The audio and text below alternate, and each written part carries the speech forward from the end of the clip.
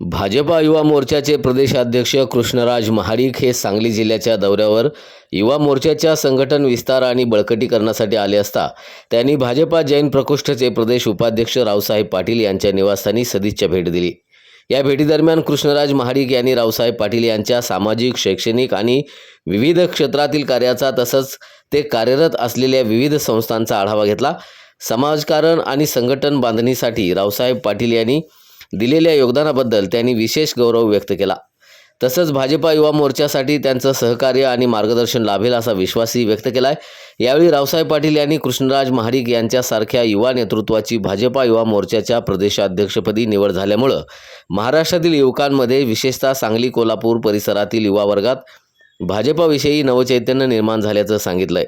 कार्यक्रमात शांतीनाथ कर्वे यांची भाजपा युवा मोर्चाच्या सांगली जिल्हाध्यक्षपदी निवड झाल्याबद्दल भाजपा जैन प्रकोष्ठ पश्चिम महाराष्ट्र विभाग प्रमुख प्रशांत गोंडाजे यांच्या हस्ते सत्कार करण्यात आला।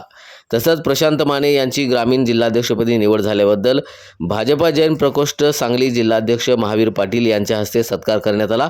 यावेळी सागर पाटील, हर्षद पाटील तसंच भाजपा जैन प्रकोष्ठाचे पदाधिकारी, भाजपा युवा मोर्चाचे पदाधिकारी आणि कार्यकर्ते मोठ्या संख्येने उपस्थित होते।